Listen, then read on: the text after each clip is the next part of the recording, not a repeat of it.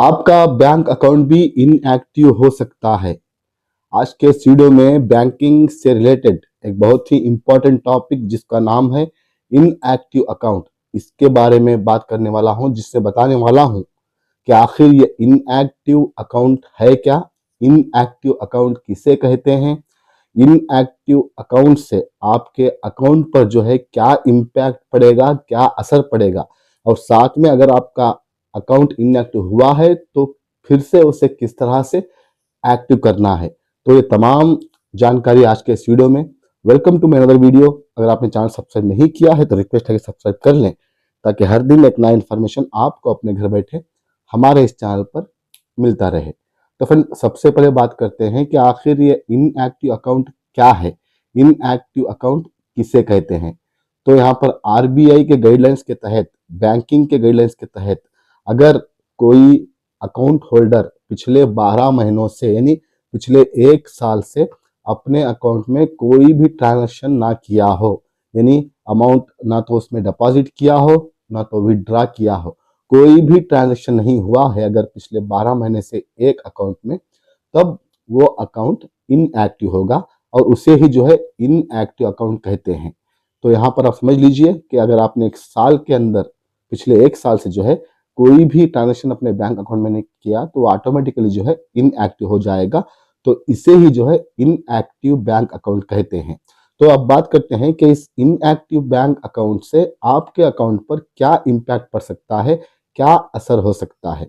तो फ्रेंड्स, अगर आपने पिछले 1 साल से अपने अकाउंट में कोई ट्रांजेक्शन नहीं किया है तो ऑटोमेटिकली आपके जो अकाउंट है, आपका जो अकाउंट है उस अकाउंट में ट्रांजेक्शन्स रोक दिया जाता है। जैसे अमाउंट डिपॉजिट करना या अमाउंट जो है विड्रॉ करना, इंटरनेट बैंकिंग यूज करना, एटीएम कार्ड से अमाउंट ड्रा करना, ये तमाम जो भी प्रोसेस है बैंकिंग का जो आप करते हैं आपके अकाउंट में, उसे रिस्ट्रिक्टेड किया जाता है, उसे लिमिटेड किया जाता है बैंकिंग द्वारा।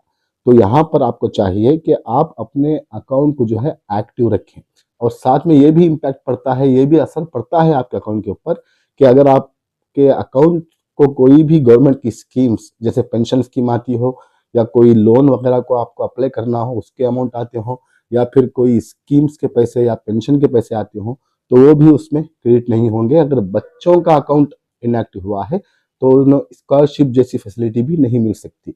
तो यहाँ पर जो है ये सबसे बड़ा इम्पैक्ट पड़ता है जब अकाउंट जो है इनएक्टिव होता है।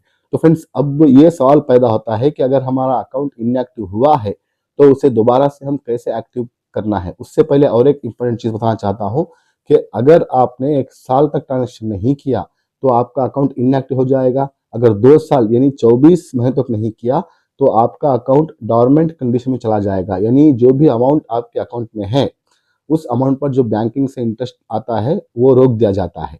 और अगर पिछले 10 सालों से आपने कोई भी ट्रांजेक्शन नहीं किया, अमाउंट ऐसे ही है, ना तो उसमें कुछ डिपॉजिट किया ना तो उससे कोई विड्रॉ किया, तो ऐसा अमाउंट जो है सीधा आरबीआई को भेज दिया जाता है, जो कि सेंट्रल बैंक है। तो यहाँ पर आपको चाहिए कि आपका अकाउंट एक्टिव रखे, उसमें ट्रांजेक्शन करते रहें। तो यहाँ पर 12 महीनों की बात की जा रही है। अगर 12 महीने तक आपने ट्रांजेक्शन नहीं किया तो ही आपका अकाउंट इनएक्टिव होगा, और 24 महीने नहीं किया तो डॉर्मेंट में चला जाएगा। तो अब बात करते हैं कि किस तरह से आपको अपना इनएक्टिव अकाउंट एक्टिव करना है। तो बहुत सिंपल है फ्रेंड्स, आपको जो है अपने ब्रांच को विजिट करना है। जो भी अकाउंट होल्डर्स हैं, जहां पर भी आपका ब्रांच है उस ब्रांच को विजिट करना है। वहां पर एक एप्लीकेशन फॉर्म मिलेगा इनएक्टिव अकाउंट को एक्टिव करने का।